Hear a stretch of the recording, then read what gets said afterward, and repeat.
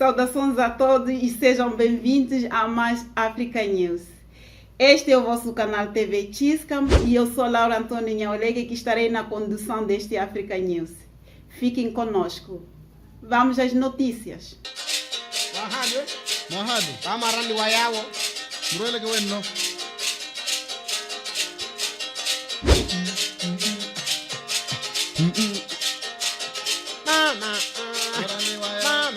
A Organização Mundial da Saúde aprovou a vacina contra a malária e recomenda a sua utilização. A vacina já foi experimentada desde 2019 em 800 mil crianças africanas de 3 países, Ghana, Quênia e Malawi. A vacina ainda em fase experimental já passou para a terceira fase e ela está a registrar uma boa tolerância. A vacina já reduziu pelo menos 30% de mortes por malária em África. Os países africanos com mais incidência de casos de malária são a Nigéria com 23% de casos, a República Democrática do Congo com 11% e a Tanzânia com 5%. Mas também temos casos de Burkina Faso, Moçambique e Níger com 4%. Esperamos que esta vacina continue a evoluir e traga mais resultado, sobretudo diminua a morte de crianças por malária. Depois das notícias sobre a malária em África, agora passaremos a dar as atualizações sobre a Covid-19 no continente africano.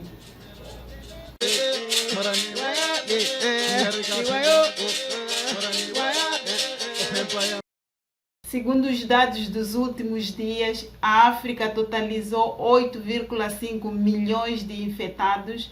Deste número, 214 mil foram mortes e a situação tende a cada vez mais evoluir para o positivo. África do Sul, Etiópia e Egito são os países que ainda continuam a registrar maior número de infectados. Porém, nesta situação, o que mais preocupa é o baixo nível de vacinações. Ilhas Seychelles, que já vacinou 72% da população, Ilhas Maurícias, com 62% de vacinados, e um pouco Marrocos, que já vacinou 48% da população. O resto da África, a média dos vacinados ainda continua muito baixa. Portanto, a nível continental, não se atingiu a média de 10% de vacinados até setembro de 2021, como tinha sido concordado entre os Estados africanos e a Organização Mundial da Saúde. Importa destacar que o G7, ou seja, os 7 países mais ricos do mundo, ofereceu menos de 15% de mais de 1 bilhão de vacinas que tinham sido combinadas com os Estados africanos, o que contribui para o baixo nível de vacinações em África.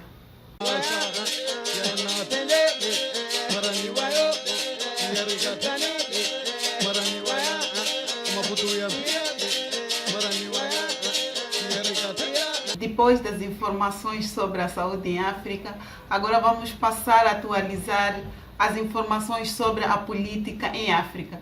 E vamos abordar aqui 4 países: Marrocos, Angola, Moçambique e África do Sul. Temos agora com Marrocos. O rei Mohamed VI de Marrocos aprovou o governo de Aziz. Depois de um mês da nomeação de Akanous como primeiro-ministro, o rei Mohamed VI aprovou o executivo composto por 24 ministros, dos quais 7 são mulheres. O objetivo principal deste novo governo é garantir a coesão social do país, segundo o programa que o rei tinha definido em maio deste ano. Importa recordar que Akanous é dono da sociedade Aqua e segundo homem mais rico de Marrocos, depois do rei Mohamed VI. Por isso mesmo, alguns observadores levantam dúvidas de possíveis conflitos de interesse por parte de Akanous.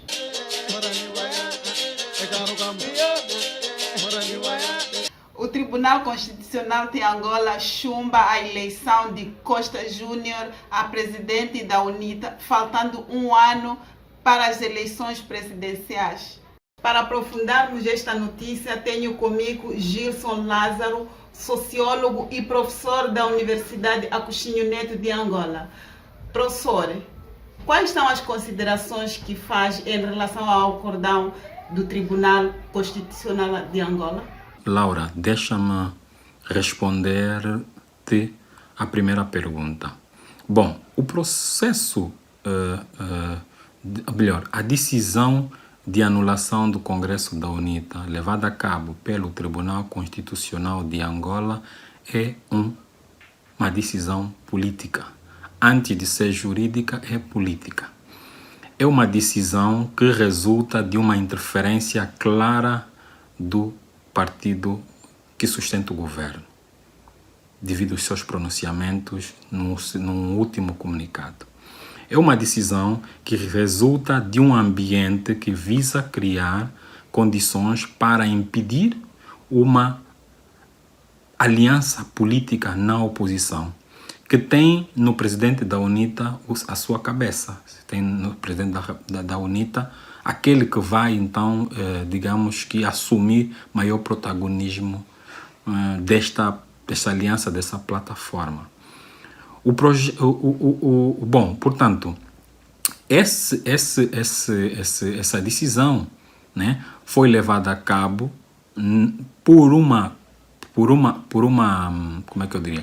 por um grupo de juízes que até 2 meses antes, conheceu uma mudança, 2 ou 1 mês antes, conheceu a mudança na presidência. Que parece que a presença anterior não estava muito interessada em viabilizar, em dar provimento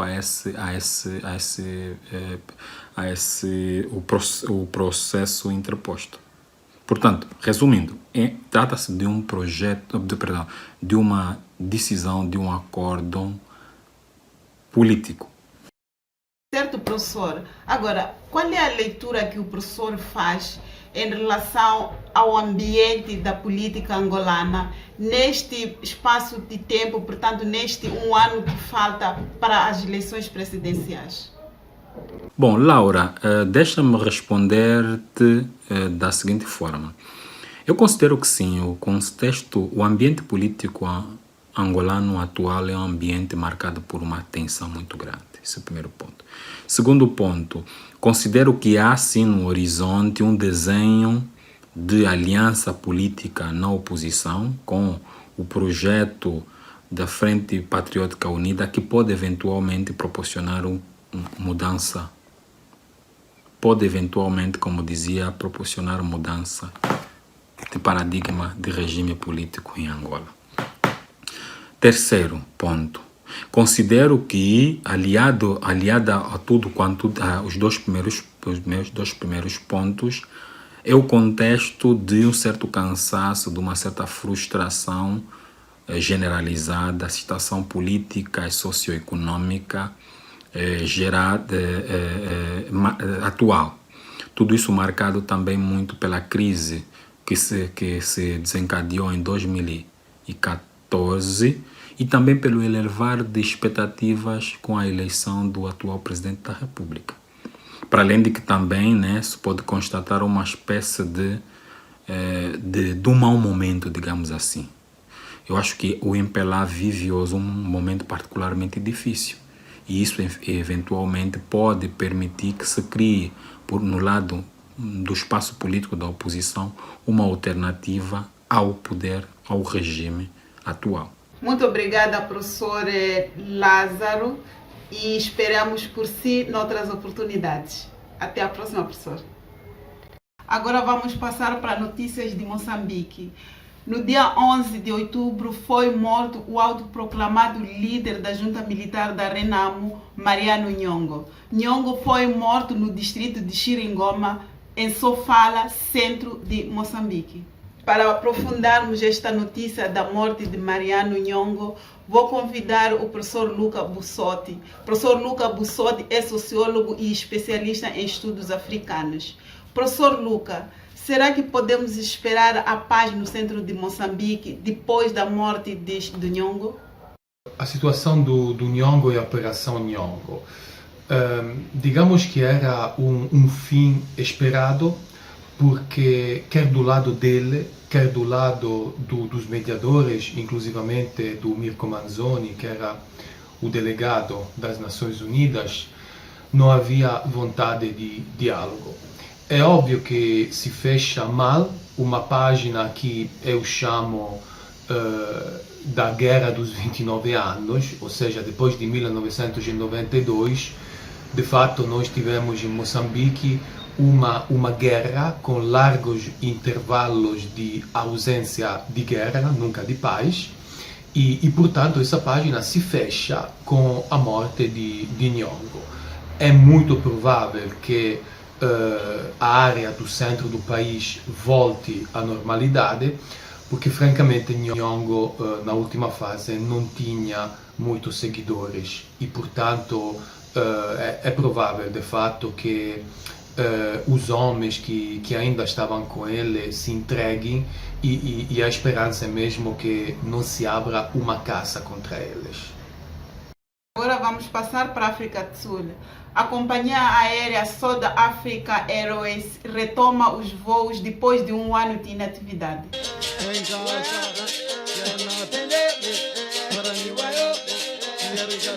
A retomada aconteceu depois do governo sul-africano ter vendido 51% das ações da companhia à Tokatsu Consórcio em junho deste ano. Professor Luca, esta é uma notícia boa para a África e quais são as perspectivas em relação a isto? Sim, Laura, é uma boa notícia do lado dos utentes, sem dúvidas, porque não podemos esquecer que a South African Airways chegou a voar para 52 destinos no mundo, dos quais 27 em África. E durante muito tempo foi a primeira companhia do continente. Hoje ela é considerada como sendo a segunda companhia, depois da Ethiopian Airlines, mas é preciso dizer que essa operação de venda de 51% por parte do Estado sul-africano a um sujeito privado custou centenas de empregos, portanto essa não é uma boa notícia.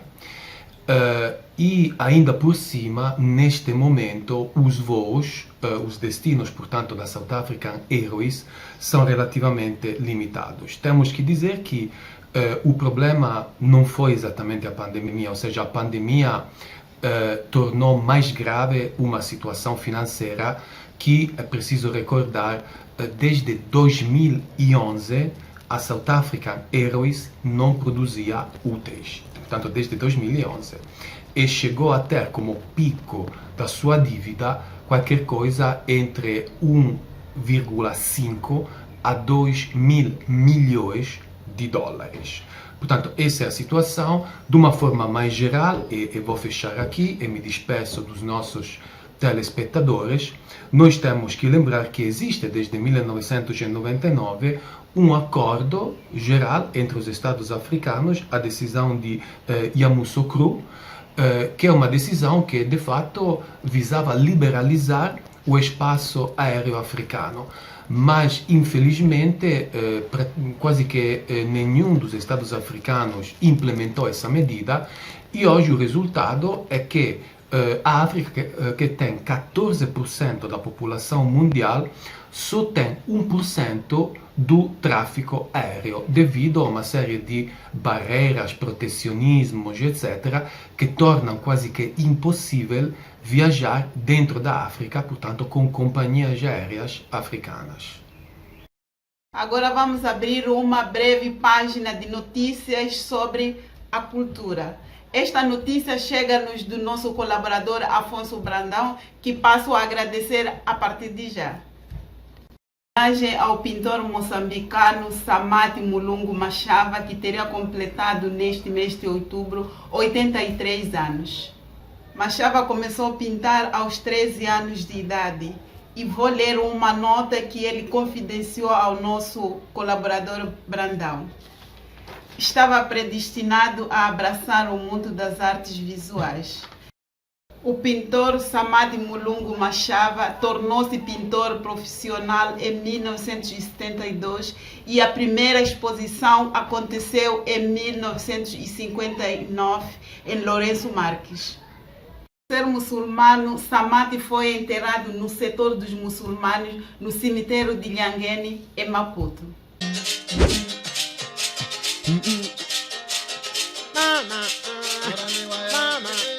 Aqui termina mais um Africa News. Muito obrigada pela vossa companhia. Mais uma vez peço-vos que ativem os sininhos, deixem um like e contamos convosco para os próximos Africa News. Até a próxima!